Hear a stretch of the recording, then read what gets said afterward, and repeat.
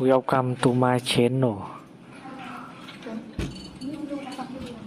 Try to hear the latest story.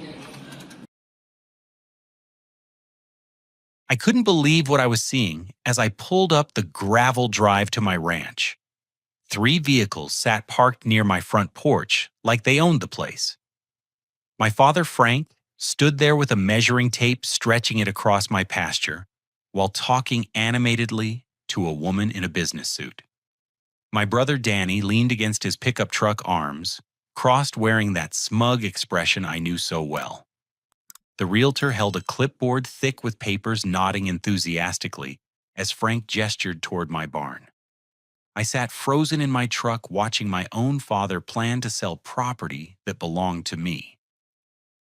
The same man who had cut me out of Christmas dinner 3 months ago was now treating my 40-acre investment like his personal piggy bank to rescue Danny's latest failed venture. The memory of that Christmas still burned like acid in my chest. Frank had called me on December 20th with news that shattered everything I thought I knew about family loyalty. Chelsea, Danny's girlfriend of 8 months, had complained that I made her uncomfortable during Thanksgiving dinner.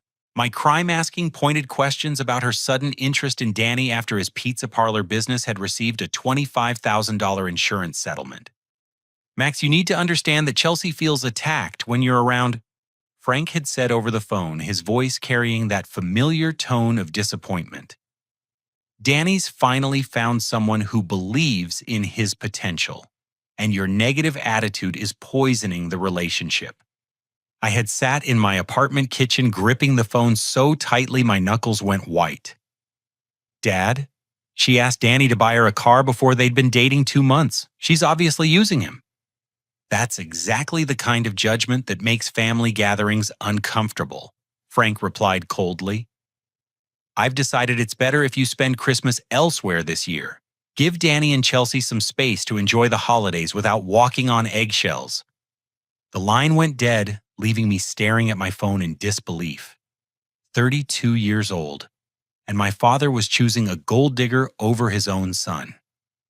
This wasn't the first time Frank had picked sides, but it was definitely the most brutal. Growing up, I had watched Frank bail Danny out of every mistake and failure. The failed pizza parlor that lost $18,000 because Danny spent more time partying than managing inventory. The car detailing business that collapsed when Danny got arrested for public intoxication and scared away all the customers. The fitness supplement pyramid scheme that cost Frank $12,000 in startup fees. Every disaster received the same response: Frank opening his wallet, while Danny promised this time would be different. Meanwhile, I had worked my way through college, earned my insurance adjuster certification, and built a solid career investigating property claims. I lived modestly, saved aggressively, and never asked Frank for anything. My independence seemed to annoy him more than Danny's constant failures. Christmas morning arrived gray and cold, matching my mood perfectly. I spent the day alone in my 1-bedroom apartment watching other families post cheerful photos on social media. Danny's Instagram showed him surrounded by cousins and aunts. At Frank's house, Chelsea prominently displayed in a red dress that probably cost more than my monthly grocery budget. Frank had tagged the photo, "Blessed to have family who supports each other." That evening, scrolling through real estate listings became my therapy. I had been saving for years, accumulating nearly $60,000 through careful budgeting and smart investments. Properties outside Austin caught my attention, especially a 40-acre ranch listed for $55,000. The seller needed a quick cash deal due to relocation for work. I drove out the next morning, December 26th, to walk the property. The ranch house needed work, but the bones were solid. 40 acres of rolling pasture stretched toward a tree line that blocked any view of neighbors. The barn required new roofing, but the foundation was sound. Most importantly, it felt like peace after months of family drama. By New Year's Day, I owned the place outright. No mortgage, no monthly payments, just a clear deed with my name printed in official black letters. The freedom felt intoxicating after years of walking on eggshells around Frank's favoritism. I spent weekends throughout January and February fixing what I could afford to repair. New locks on all doors, fresh paint in the kitchen, basic plumbing repairs that saved hundreds in contractor fees. The work felt therapeutic, each improvement representing my independence from a family that valued manipulation over merit. The county assessor visited in early March to update property records for tax purposes. That routine visit revealed something that made my blood run cold. According to his files, someone had filed a mortgage lien against my property for $35,000, listing Frank as the loan guarantor and Danny as the primary beneficiary. I stared at the documents, reading the signatures that looked suspiciously similar to my own handwriting, but contained subtle differences I never would have made. Someone had forged my name on mortgage paperwork, using my property as collateral for a loan I never requested or received. The assessor, a middle-aged man named Robert, who had been doing this job for 15 years, shook his head sympathetically. Happens more than you'd think, especially with family disputes. Someone always thinks they can outsmart the system by filing fraudulent paperwork. Usually catches up with them eventually. That night, I couldn't sleep. Frank's desperation to fund Danny's lifestyle had apparently pushed him beyond simple favoritism into outright criminal activity. He genuinely believed I was too naive to check county records or understand property law. The betrayal cut deeper than Christmas dinner because it revealed just how little Frank respected my intelligence. My investigation into Frank's financial situation revealed a picture of escalating desperation that explained his willingness to commit fraud. Danny's restaurant, a sports bar called Danny's Den, owed nearly $50,000 to food suppliers and liquor distributors. Frank had mortgaged his own house to cover the initial startup costs, borrowing $43,000 against the property he and my mother had bought 30 years ago. The restaurant's Yelp reviews told a story of chronic mismanagement. Customers complained about wrong orders, long wait times, and Danny's visible intoxication during evening shifts. Health department inspection reports showed multiple violations for improper food storage and inadequate cleaning procedures. The business was hemorrhaging money with no realistic prospect of recovery. Frank's phone calls started coming twice a week, always following the same pattern. First, he would demand I return the family property that rightfully belonged to Danny's future. When I reminded him that I had purchased the ranch with my own money, he would launch into elaborate theories about family obligations and shared inheritance rights that made no legal sense. Your mother always wanted that land to stay in the family. He would say conveniently, forgetting that my mother had died 5 years before I bought the property, and it had never belonged to our family in the first place. Elena Rodriguez came highly recommended by Sarah Patterson, an insurance investigator I had worked with on several complex fraud cases. Elena specialized in property disputes and had earned a reputation for aggressive advocacy on behalf of clients facing title theft and deed fraud. Her office occupied the second floor of a restored Victorian house near downtown Austin. Elena was younger than I expected, probably early 30s, with sharp brown eyes and the kind of confident handshake that suggested she didn't waste time on pleasantries. Family property fraud is more common than people realize, Elena explained during our initial consultation.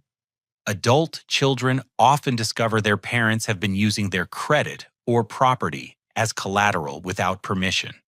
The emotional component makes these cases particularly ugly.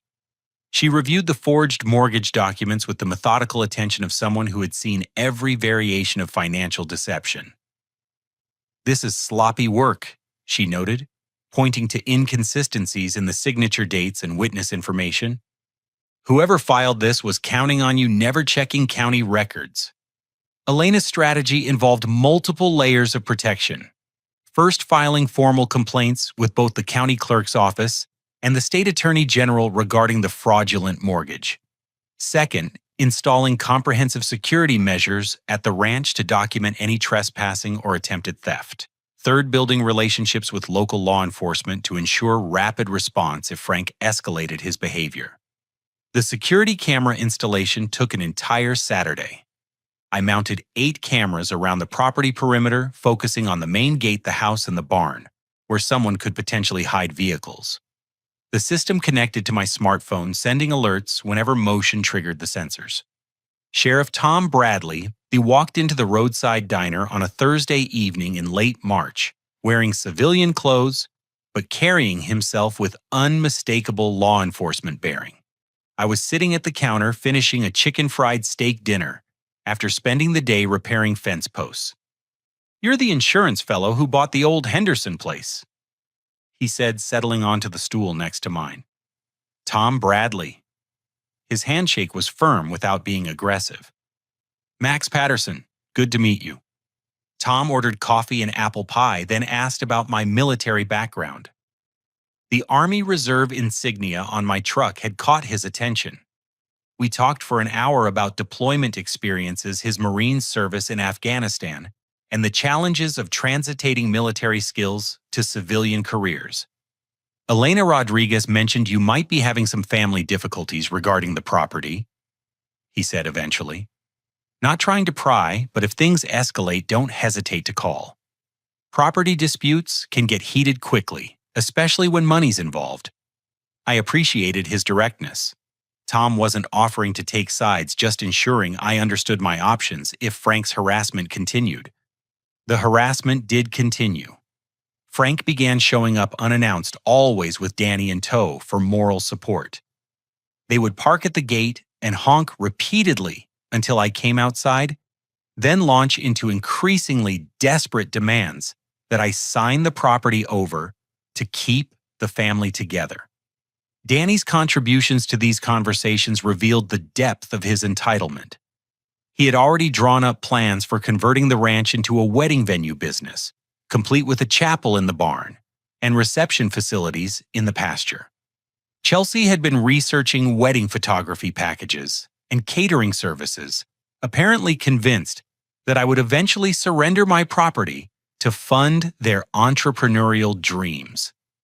"You're being selfish, Max," Danny said during one particularly heated confrontation in early April.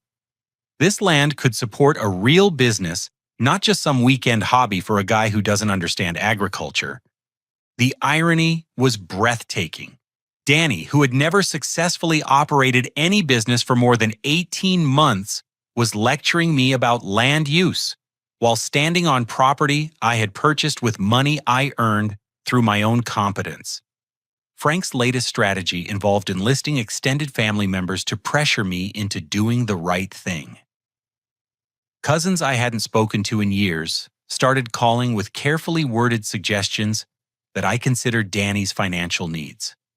Aunts and uncles hinted that my mother would have wanted me to help my brother succeed.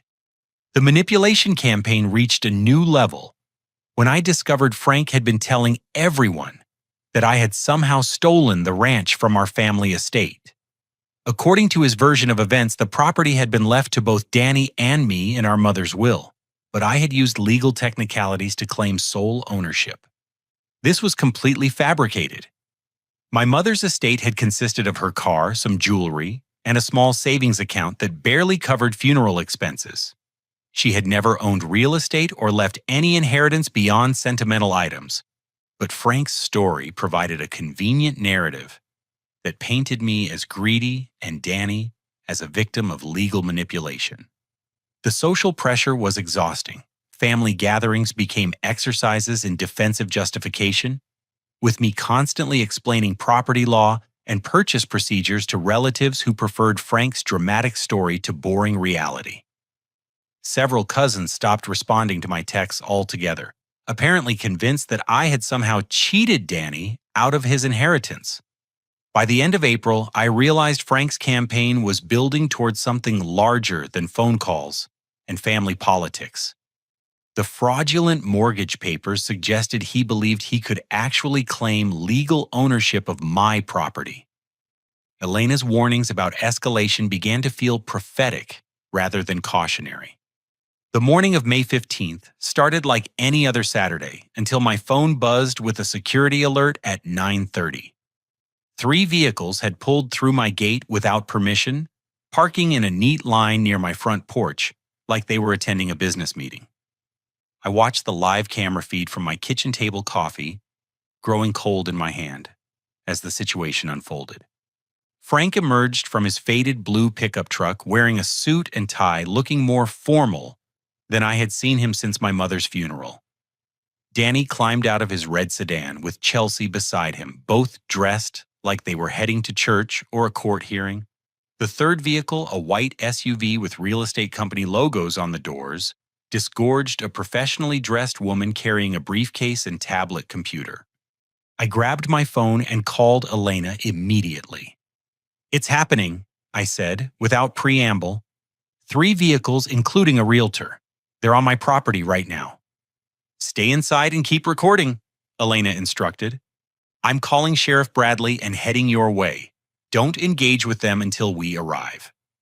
Through my security cameras, I watched Frank approach the front door with the confidence of someone who believed he owned the place.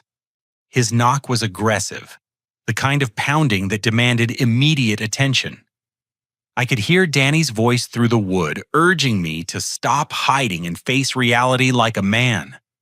When I didn't answer, Frank pulled out a folder thick with documents and began showing them to the realtor. Even without audio, his gestures made it clear he was presenting himself as the legitimate property owner. The realtor, a woman in her 40s with perfectly styled blonde hair, nodded along while taking notes on her tablet. Danny walked the perimeter of the house, peering through windows and testing door handles. His behavior suggested he was looking for signs of occupancy or vulnerability. Chelsea remained by the vehicles, apparently serving as a lookout while scrolling through her phone. The realtor began measuring the front porch, with a professional tape measure calling out dimensions to Frank, who wrote everything down in a notebook. They were treating my home like an asset to be evaluated and priced for immediate sale. Frank's phone conversation with someone was animated and excited.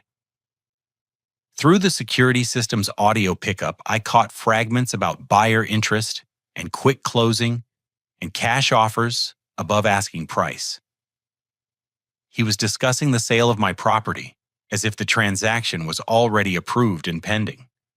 The locksmith van arrived 20 minutes later, confirming my worst fears about Frank's intentions. The technician was a young man in coveralls who looked uncomfortable as Frank explained that I was mentally unstable and needed to be prevented from accessing the property for my own safety.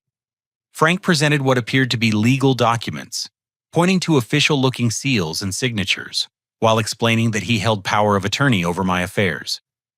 The locksmith examined the paperwork carefully, clearly uncertain about the situation's legitimacy. "Sir, I'll need to see identification and verify these documents before I can change locks on occupied property," the locksmith said professionally. "This kind of situation requires additional verification."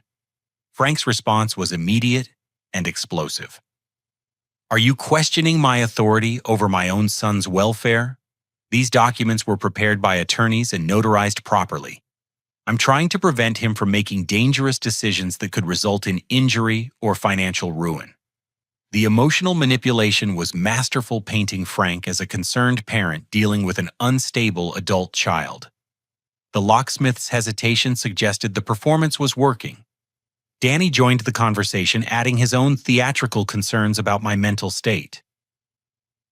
"He's been acting erratically since our mother died," Danny explained with convincing sincerity.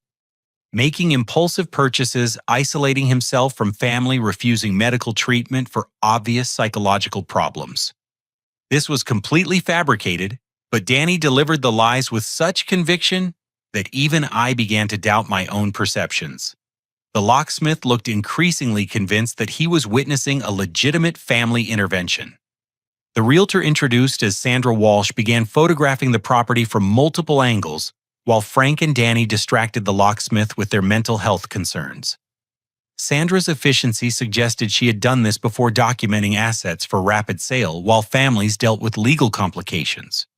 Sandra's phone calls were conducted far enough from the house that my security audio couldn't capture specific words, but her body language indicated active negotiations with potential buyers.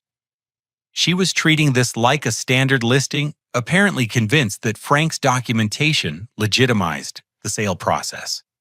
Frank's emotional escalation reached a peak when he noticed my truck parked behind the barn.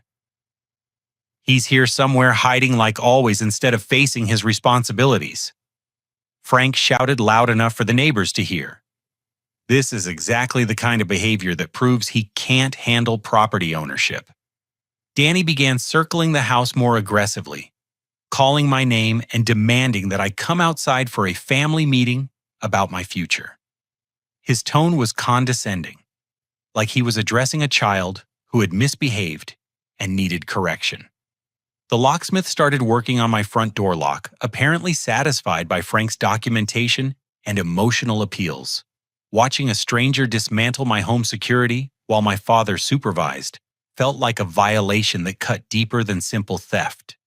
Sandra Walsh completed her property assessment and began printing contracts on a portable printer from her vehicle. The speed of her preparation suggested this was a coordinated effort designed to complete a sale before I could mount legal resistance. Frank's phone conversation with what sounded like potential buyers became increasingly excited. He was quoting asking prices and discussing closing timelines like the property transfer was already legally approved. His confidence was chilling because it suggested he genuinely believed his fraudulent documents would withstand legal scrutiny. The situation reached a breaking point when Danny found a basement window that wasn't properly secured and began trying to force it open. He was attempting to gain unauthorized entry to my home while Frank distracted the locksmith with continued explanations about my alleged mental incompetence. My phone buzzed with a text from Elena. 5 minutes out, Sheriff Bradley is with me. Keep recording everything.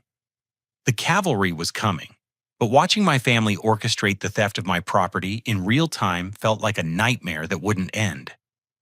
Frank had crossed every line of basic human decency, but his performance was so convincing that even trained professionals were being manipulated into participating in his scheme.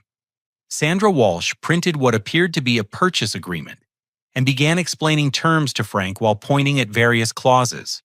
They were conducting a real estate transaction for property they didn't own, with buyers who apparently had no idea they were participating in fraud. The most shocking revelation came when I overheard Sandra discussing Danny's wedding venue business plan with Frank.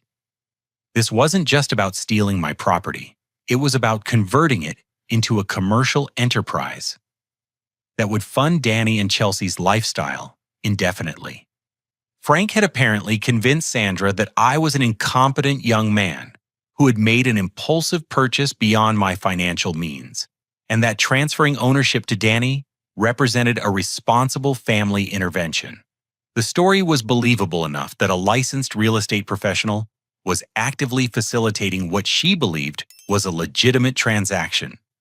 As Elena's vehicle pulled through my gate with Sheriff Bradley's patrol car close behind, I realized this confrontation would determine whether justice existed for families destroyed by greed and manipulation, or whether Frank's lies would prove more powerful than truth. Elena's white sedan arrived first, followed immediately by Sheriff Bradley's patrol car and a second vehicle carrying Deputy Martinez.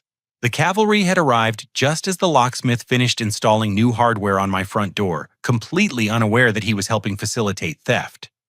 I watched through the security cameras as Elena stepped out of her car with the bearing of someone accustomed to battlefield situations. She wore a navy blue business suit and carried a briefcase that looked expensive enough to signal serious legal representation. Sheriff Bradley emerged from his patrol car in full uniform, his hand resting casually on his radio as he surveyed the scene.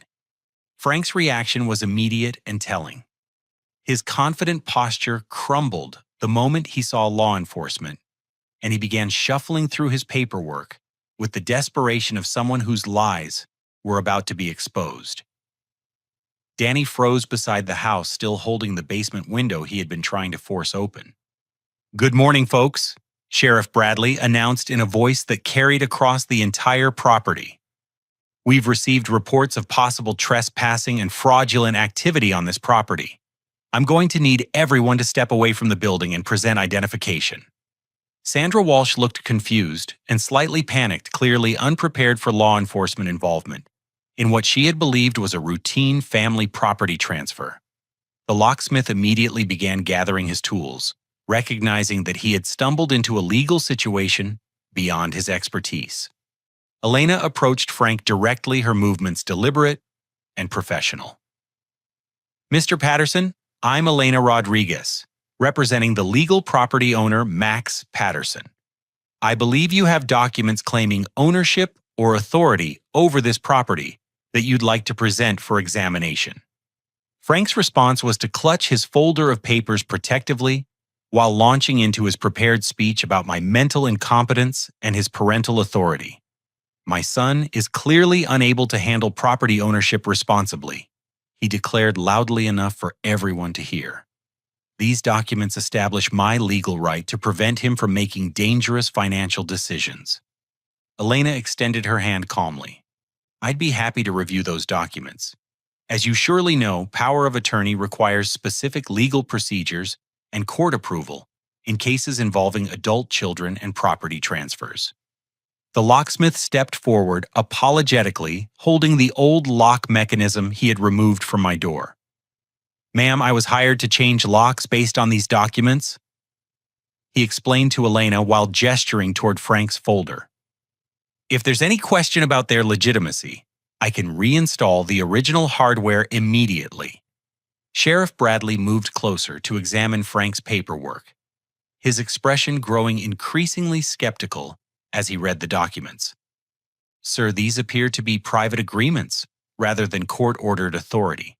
Do you have judicial approval for power of attorney over an adult child's property?" Frank's answer revealed the depth of his delusion about legal procedures. "Family property doesn't require court approval," he insisted with conviction. "I'm his father, and I'm protecting him from his own poor judgment. The law recognizes parental authority in cases of mental instability." Deputy Martinez had been quietly observing Sandra Walsh's behavior, noting her increasing nervousness as the legal implications became clear. "Ma'am, are you aware that this property is under dispute?" he asked professionally. "Real estate transactions involving contested ownership can result in serious legal consequences for all parties involved." Sandra's response was immediate and defensive. "I was presented with what appeared to be legitimate ownership documents," she said quickly. "Mr. Patterson showed me power of attorney paperwork and explained that his son had made an impulsive purchase that the family needed to reverse." Elena opened her briefcase and removed a thick folder of her own documents. "Sheriff Bradley, I have here the original property deed showing Max Patterson as the sole legal owner, county records showing the property tax payments made by Max Patterson, and documentation of fraudulent mortgage liens filed against this property using forged signatures." The transformation in Sheriff Bradley's demeanor was immediate and serious. "Fraudulent mortgage liens constitute a felony under Texas property law," he announced loud enough for everyone to hear. "I'm going to need to examine all documents related to this property immediately." Frank's panic became visible as Elena spread her documentation across the hood of her sedan for official examination. The county records clearly showed my legal ownership, while Frank's documents revealed obvious forgeries and procedural violations that any trained professional could identify. Danny attempted to flee the scene by walking quickly toward his vehicle, but Deputy Martinez intercepted him with calm authority. "Sir, I'm going to need you to remain present while we sort out this situation." Leaving now could be interpreted as consciousness of guilt regarding the attempted property theft. The moment that changed everything came when Sandra Walsh's phone rang during the document examination. She answered without thinking, and her conversation was loud enough for everyone to hear. "Danny, the deal is falling apart," she said into the phone. "There are lawyers and police here, and your father's documents don't look legitimate." Sheriff Bradley's head snapped up immediately. "Ma'am, did you just call someone named Danny, and you're discussing this property transaction with him?" Sandra realized her mistake instantly, but the damage was done. Elena stepped forward with renewed intensity. "Sheriff Bradley, I believe we just witnessed evidence that this real estate agent has been coordinating with Danny Patterson the alleged beneficiary of this property theft, rather than acting as a neutral professional. The investigation that followed revealed the full scope of the conspiracy. Sandra Walsh's phone contained dozens of text messages coordinating the property theft with Danny, including discussions about splitting the profits from the sale and plans for converting the ranch into a wedding venue business. Frank's complete emotional breakdown occurred when confronted with the text message evidence. He began shouting about family loyalty and my obligations to support Danny's dreams, completely abandoning any pretense of legal authority or parental concern. He owes this to his brother. Frank screamed loud enough for neighbors to hear. Danny deserves a chance to succeed, and Max is being selfish by keeping property that could save the family business. Elena's response was calm and devastating.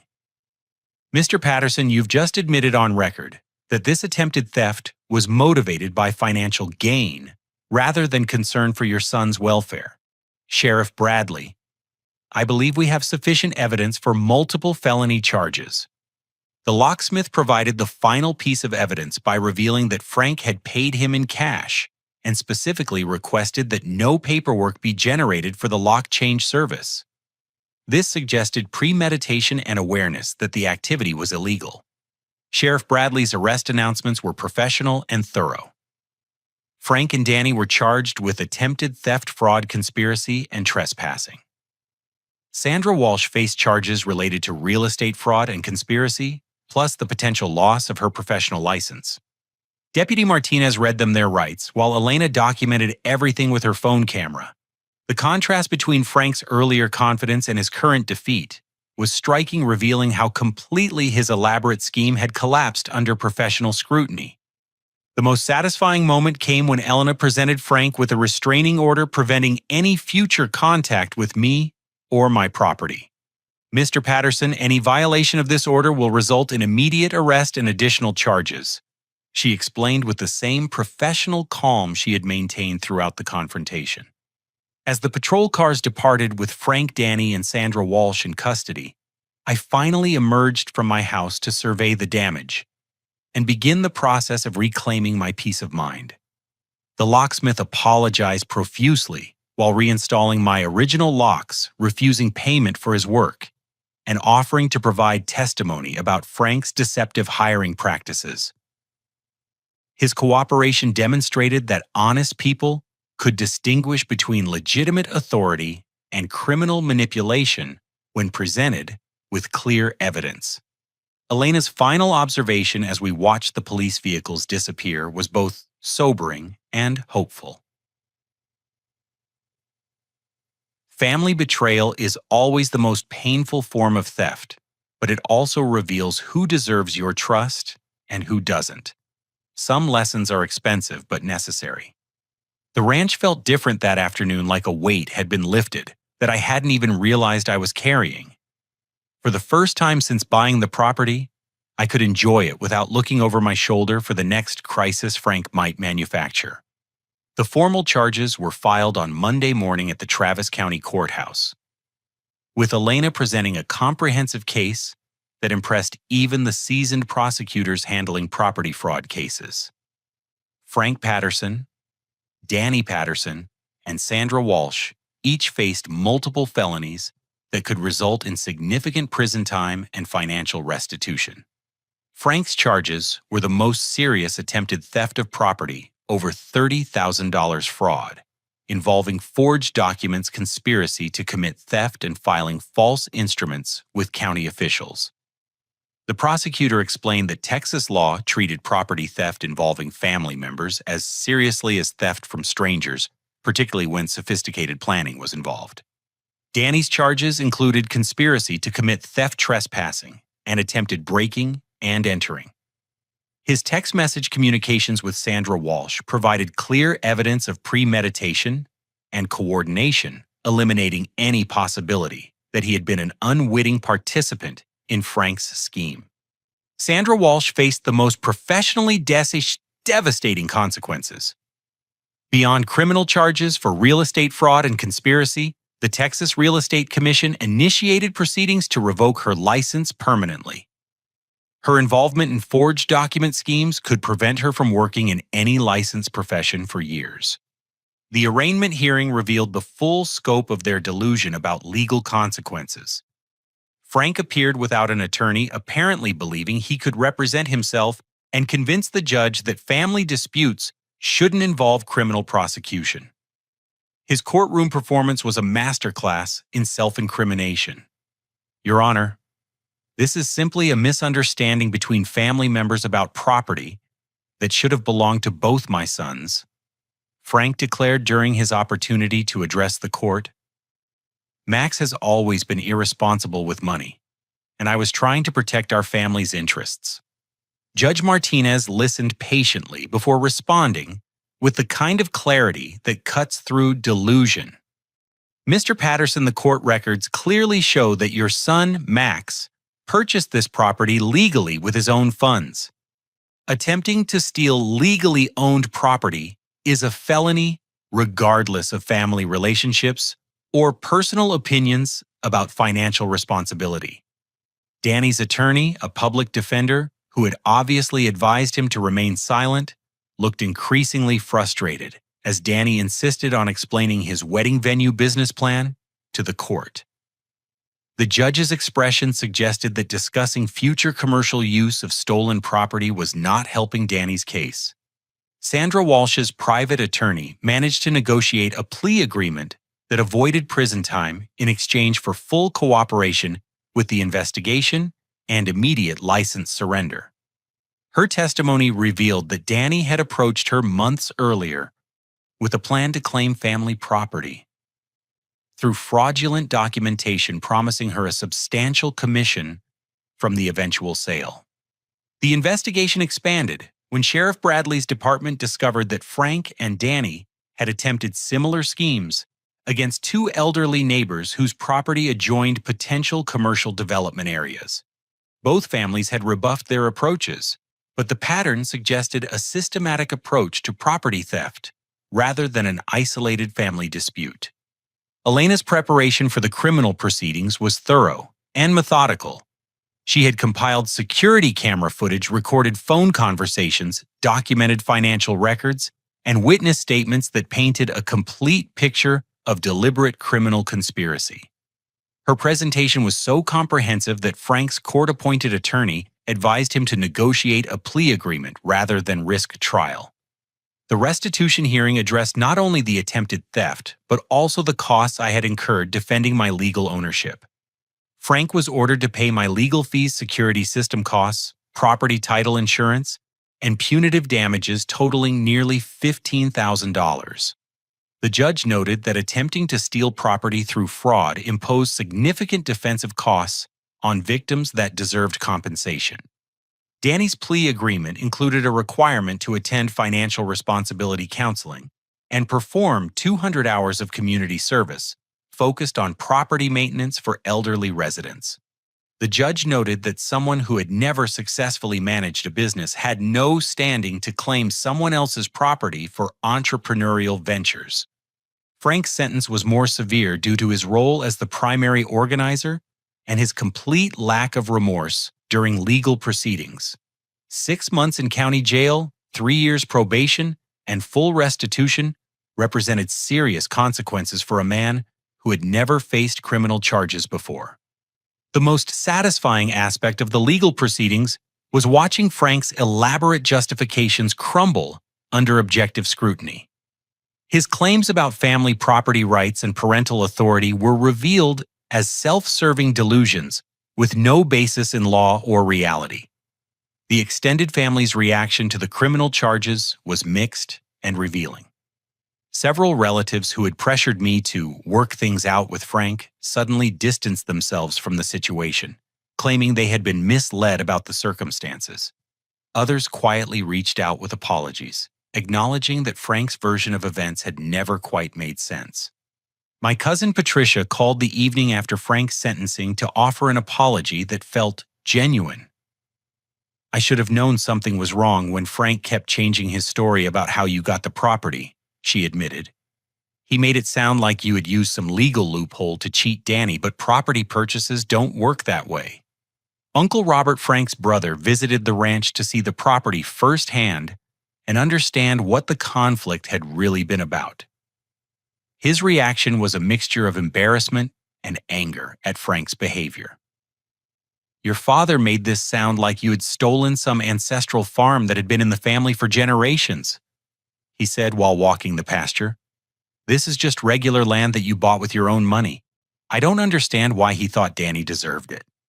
The most unexpected apology came from Chelsea, Danny's girlfriend, who called to explain that she had ended their relationship immediately after learning about the criminal charges.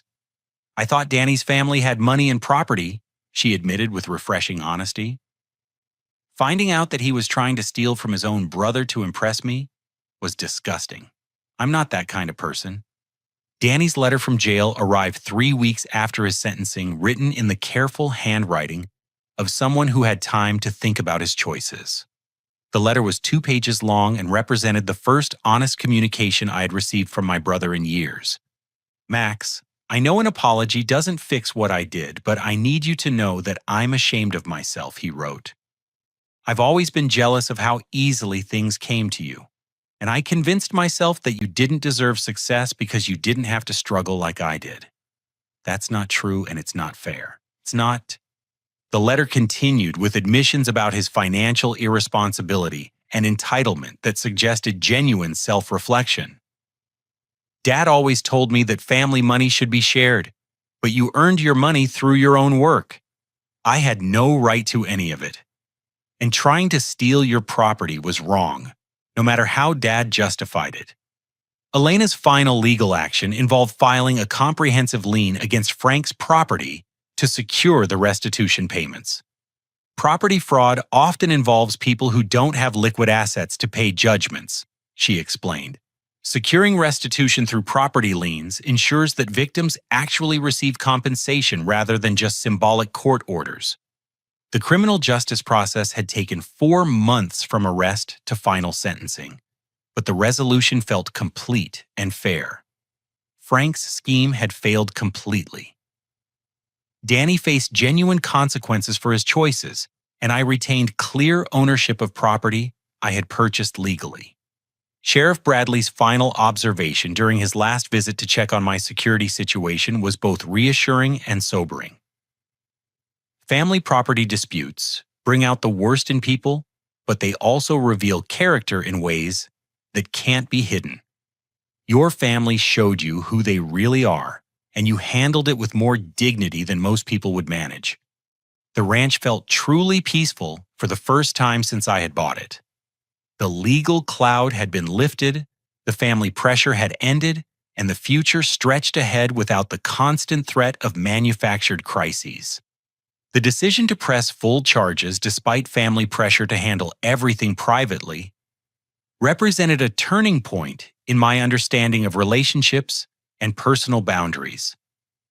Aunt Marie had called repeatedly pleading for me to think about family unity and drop the criminal charges against Frank and Danny. Her arguments followed familiar patterns about forgiveness and second chances that ignored the severity of attempted property theft. "Max, your father, made a mistake, but destroying the family over money seems extreme," she had argued during one particularly persistent phone call. "Can't you find it in your heart to work this out without involving the legal system?" My response had evolved through weeks of reflection and counseling with Elena, who had experience helping clients navigate family betrayal. "Aunt Marie, Frank didn't make a mistake. He planned and executed a deliberate scheme to steal my property using forged documents. That's not a family disagreement. It's a serious crime that deserves serious consequences." The pressure to minimize Frank's criminal behavior revealed how deeply family dysfunction had been normalized over decades. Multiple relatives expected me to absorb financial and emotional damage to preserve an illusion of family harmony that had never actually existed. Frank's court-ordered restitution payments began arriving monthly, each check, a tangible reminder that actions have consequences regardless of family relationships. The payments covered my legal fees, security system costs, and additional expenses I had incurred defending my property rights. More importantly, they represented Frank's forced acknowledgement that my ownership was legitimate and his behavior had been criminal. The emotional work of processing family betrayal required professional help that I had initially resisted. Dr. Sarah Kim, a therapist specializing in family trauma and boundary setting, provided tools for understanding the psychological dynamics that had enabled Frank's behavior and my own responses to it. Family scapegoating often involves one member being blamed for problems they didn't create, while others avoid accountability, Dr. Kim explained during our third session. Your father's favoritism toward Danny created a dynamic where Danny never learned consequences, and you were expected to absorb the emotional and financial costs of his failures. The therapy sessions helped me recognize patterns that extended far beyond the property theft. Frank's Christmas exclusion hadn't been an isolated incident, but part of a lifelong pattern where my boundaries and needs were sacrificed to enable Danny's irresponsibility. Danny's letter from jail had surprised me with its apparent sincerity, but Dr. Kim cautioned against rushing toward reconciliation without evidence of genuine change. Apologies from people facing criminal consequences often reflect situational remorse rather than character transformation, she noted. Genuine change requires consistent behavior over time, not just words written during a crisis. The ranch renovation work became therapeutic in ways I hadn't anticipated. Each improvement represented my investment in a future that Frank couldn't threaten or Danny couldn't claim. Installing new fencing around the pasture perimeter felt like establishing boundaries that no one could cross without permission. Sheriff Bradley visited regularly during the renovation, officially checking on security, but clearly interested in the property's transformation. His military background created natural rapport as we discussed practical improvements and future plans. "You've got something special here," Tom observed while helping me install a new gate for the main pasture. Property ownership represents freedom in a way that people who've never earned it can't understand. Your father and brother saw dollar signs, but you're building something permanent. The conversation revealed that Tom had faced similar family pressure when he purchased his own small ranch after military service. "My brother thought I was being selfish for not investing in his construction business instead," he shared. "Some people believe family money should always go toward their dreams rather than your independence." The first Christmas at my ranch approached with a mixture of anticipation and anxiety. I had extended invitations to family members who had supported me during the legal proceedings while maintaining boundaries with those who had pressured me to minimize Frank's crimes. Cousin Patricia and her husband arrived early to help with preparations, bringing homemade bread and genuine enthusiasm for seeing the property I had worked so hard to protect. Uncle Robert came with his wife and 2 teenage children, creating the kind of family gathering that felt supportive rather than obligatory. The Christmas dinner conversation avoided the legal proceedings, entirely focusing instead on the positive changes each person was making in their own lives. Patricia's daughter had started college with a scholarship for academic achievement. Uncle Robert's son had earned Eagle Scout recognition through a community service project. The achievements represented personal responsibility and hard work, rather than entitlement and manipulation. Dr. Kim had prepared me for the emotional complexity of hosting family while maintaining boundaries with Frank and Danny. Rebuilding relationships after betrayal requires selecting people based on their character rather than their genetics, she had explained. Some family members deserve your trust, and others have disqualified themselves through their choices. The evening's most meaningful moment came when Uncle Robert raised his glass for a toast that acknowledged the year's challenges without dwelling on them. To Max, for showing us that doing the right thing isn't always easy, but it's always worth it in the end. Frank's absence from Christmas felt natural rather than forced, a relief that surprised me with its completeness.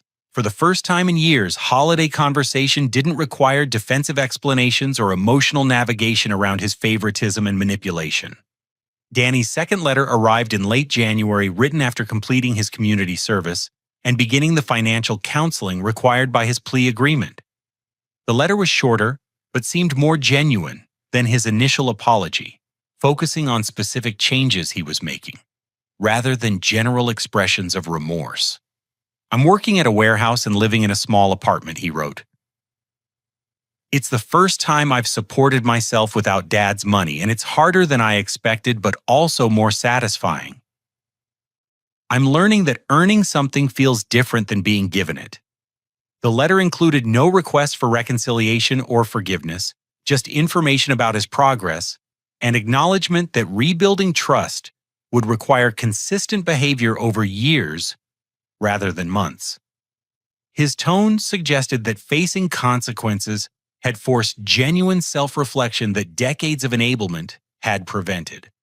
Elena's final legal action involved establishing a comprehensive property protection trust that would prevent any future attempts at fraudulent claims against my ownership. The documentation was so thorough that any legitimate buyer or lender would immediately identify attempted fraud. Property theft often involves repeat offenders who target multiple victims using similar schemes, Elena explained while reviewing the trust documents. This level of protection ensures that your property rights are bulletproof against any future manipulation. The spring renovation projects included building a workshop in the barn and installing solar panels that would make the property partially energy independent. Each improvement represented my commitment to long-term ownership and stewardship rather than short-term profit.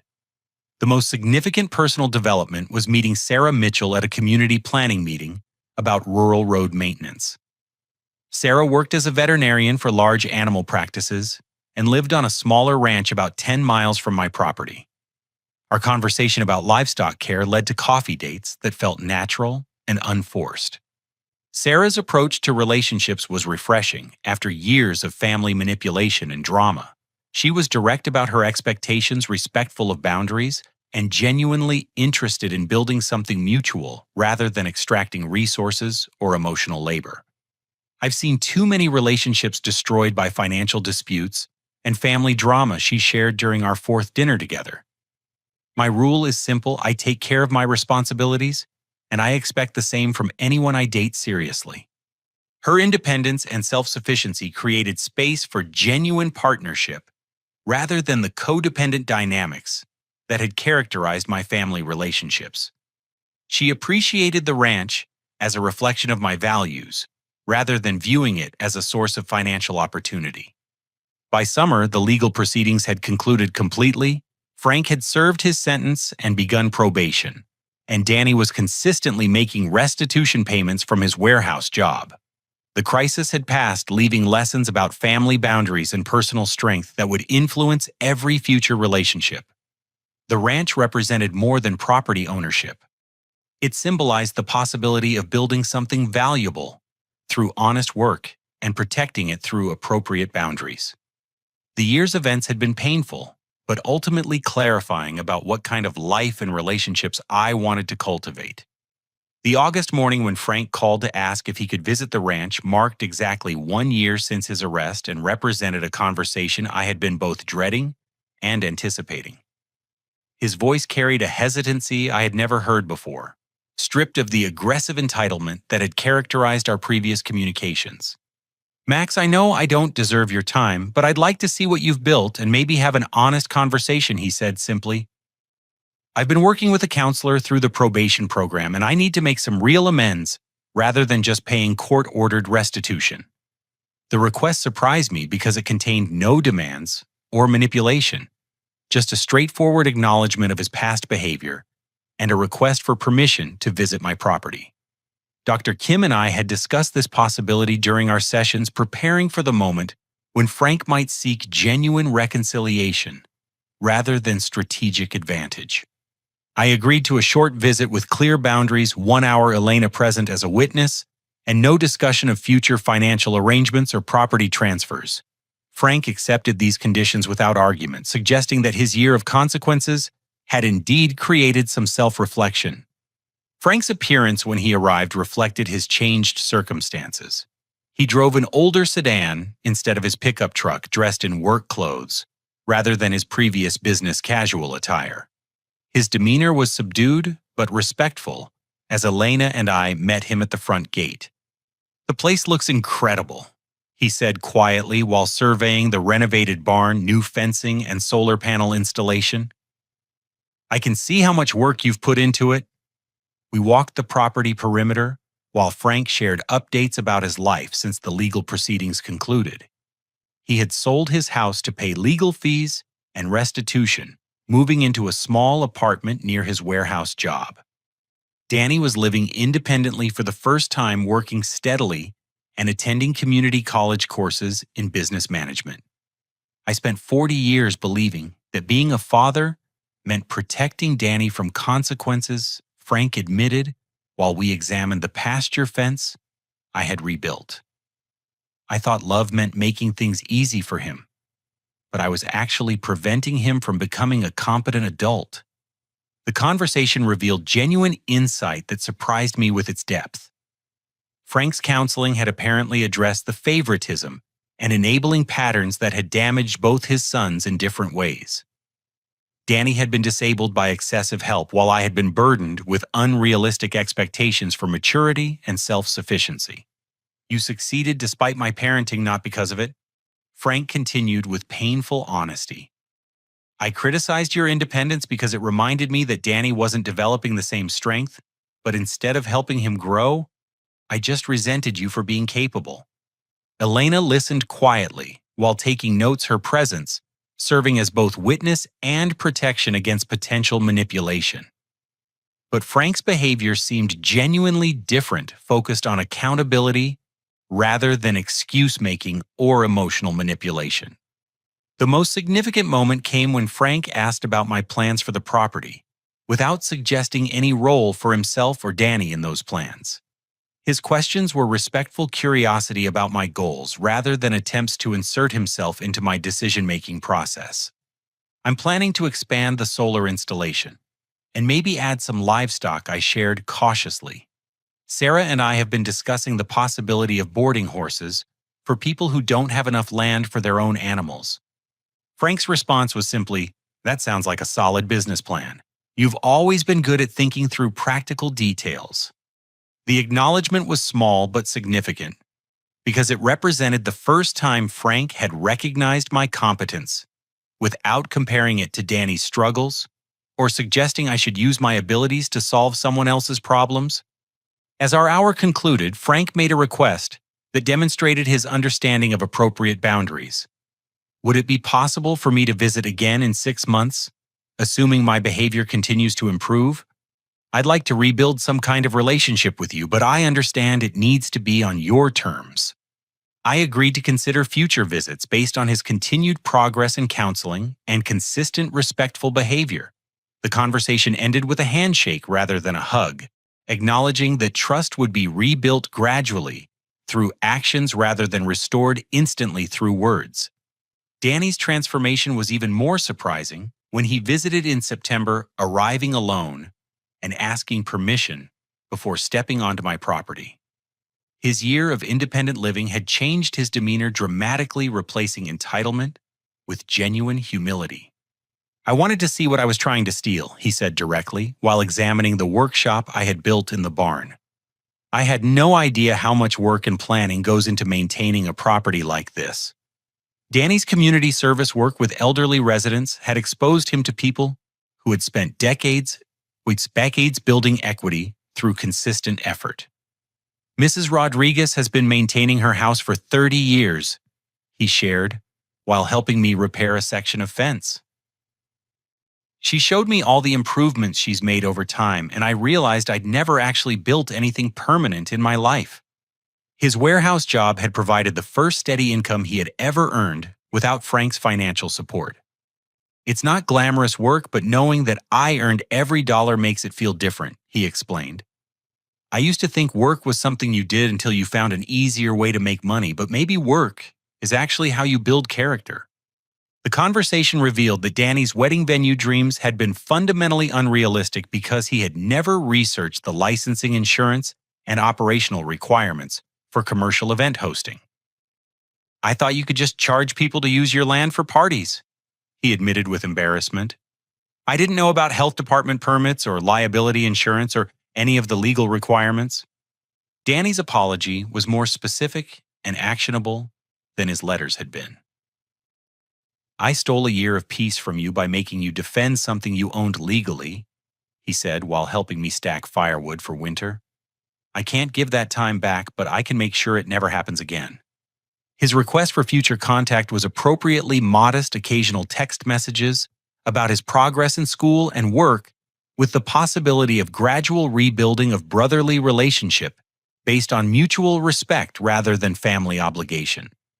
The documentary filmmaker who contacted me in October represented an unexpected opportunity to transform my painful experience into advocacy for other victims of family property fraud.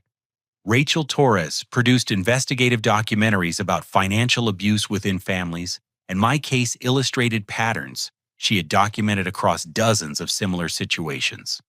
Elder abuse gets attention, but adult children stealing from their siblings or parents rarely receives media coverage, Rachel explained during our initial phone conversation. "Your case demonstrates how family property fraud actually works and why the criminal justice system needs to treat these crimes seriously." The documentary project required careful consideration because it would make my private family crisis into public education material. But Elena and Dr. Kim both supported the idea as a way to help other victims recognize manipulation tactics and understand their legal options. Filming took place over 3 days in November, with interviews conducted at the ranch to show the property I had worked to protect. The documentary would include security camera footage from the attempted theft legal documents, showing the fraudulent mortgage, and interviews with Elena and Sheriff Bradley about the criminal investigation. Rachel's research revealed that family property fraud was significantly underreported because victims often faced pressure to handle disputes privately to avoid family conflict. Many cases never reached law enforcement because relatives convinced victims that criminal prosecution would be excessive or harmful to family unity. Your decision to press charges sent a clear message that property theft is a crime, regardless of family relationships, Rachel noted while filming my interview. That example could help other victims understand that protecting themselves legally isn't selfish or vindictive. The documentary would air on a regional public television network and stream online, potentially reaching thousands of people dealing with similar family manipulation. My story would illustrate that family predators often escalate their behavior when initial manipulation fails, making early legal intervention crucial for preventing more serious crimes. Christmas at the ranch in my second year of ownership felt like a celebration of genuine family rather than an obligation to enable dysfunction. Sarah joined the gathering, fitting naturally into conversations with relatives who had supported me through the legal crisis. Uncle Robert brought updates about Frank's continued progress in counseling and Danny's academic success in community college business courses. "Frank is working steadily and hasn't asked anyone for money in 8 months, he reported. "Danny made the dean's list last semester and seems genuinely committed to learning how to manage finances responsibly." The positive changes were encouraging, but Dr. Kim had prepared me for the long-term nature of genuine behavioral change. People can modify their actions quickly when facing consequences, but changing underlying attitudes and patterns often takes years, she had explained. Sustainable relationships require evidence of consistent change over time, not just temporary improvements during crisis. Sarah's presence at family gatherings provided perspective from someone outside our historical dysfunction. "Your relatives seem genuinely proud of what you've accomplished here," she observed while helping clean up after Christmas dinner. "There's no undercurrent of resentment or competition like I've seen in some families." Her comment highlighted how different healthy family dynamics felt compared to the manipulation and favoritism I had accepted as normal for decades. People who genuinely cared about my success didn't try to claim credit for my achievements or demand access to the benefits of my work. The ranch's second year brought new projects that reflected long-term planning rather than crisis management. The horseboarding business Sarah and I developed attracted clients from nearby suburbs who wanted their animals to have more space than urban facilities could provide. Each boarding client represented income that supported property maintenance while building equity in land that belonged to me completely. The business success felt different from my insurance career because it involved assets I owned rather than services I performed for others. The most satisfying aspect of the property's development was watching Frank and Danny's growing respect for what I had built through my own planning and effort.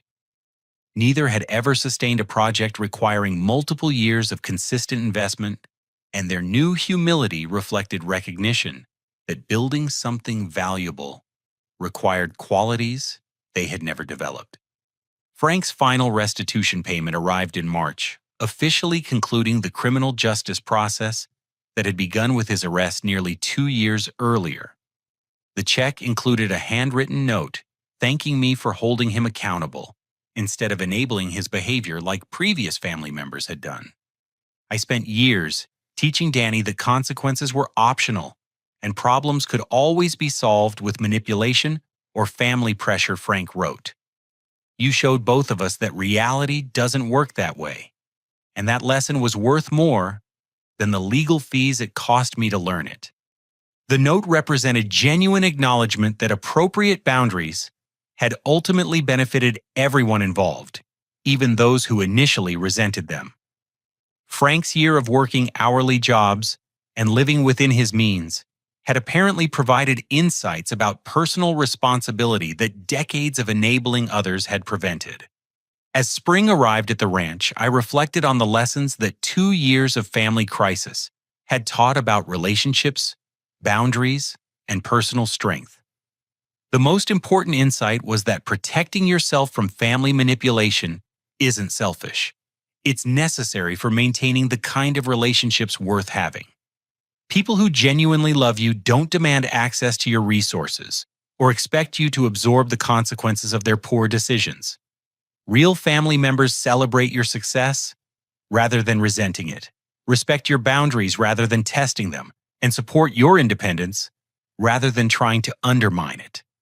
Sarah and I had begun discussing marriage and the possibility of expanding the ranch operation to include a veterinary clinic serving rural properties. Our conversations about the future felt collaborative, rather than extractive based on mutual contribution, rather than one person funding another's dreams. The most profound change was my understanding that family relationships, like all relationships, should be voluntary associations between people who enhance each other's lives, rather than obligatory connections that drain energy and resources. Frank and Danny had earned the opportunity for limited contact through consistent behavioral change. But they would never again have automatic access to my time, property, or emotional labor. The documentary about family property fraud premiered in May, featuring my story, alongside interviews with legal experts and other victims who had faced similar manipulation. The response was overwhelming, with dozens of viewers contacting Rachel to share their own experiences and request resources for protecting themselves legally. My final thought about the entire experience was that sometimes the greatest gift family can give you is showing you clearly who they really are, even when that revelation is painful. Frank's attempted theft had hurt deeply, but it had also forced me to develop strength and discernment that would protect me from future manipulation by anyone. The ranch represented more than property ownership. It symbolized the possibility of building a life based on your own values rather than other people's expectations. Every improvement I made, every boundary I maintained, and every relationship I chose contributed to creating the kind of existence that reflected my character rather than my family's dysfunction. Standing on my front porch that evening, watching the sunset paint the pasture in gold and orange light, I understood that the question isn't whether family will disappoint you, but whether you'll have the courage to protect what you've built when they do. Have you ever had to choose between family peace and personal boundaries? I'd love to hear your thoughts on how you handled situations where people you loved tried to take advantage of your success or generosity. Your story might help someone else recognize manipulation before it escalates to the level I experienced. If this story resonated with you, please consider liking this video to help others find it when they're facing similar family conflicts. Subscribe to my channel for more stories about overcoming family dysfunction and building healthy boundaries. And please share this with anyone who might benefit from understanding that protecting yourself isn't selfish even when family members claim it is. Thank you for listening to my story and supporting my journey toward building relationships based on mutual respect rather than obligation. I hope your own family experiences are filled with the kind of love that celebrates your success rather than resenting it. And I wish you the strength to protect what you've built from anyone who would try to take it from you.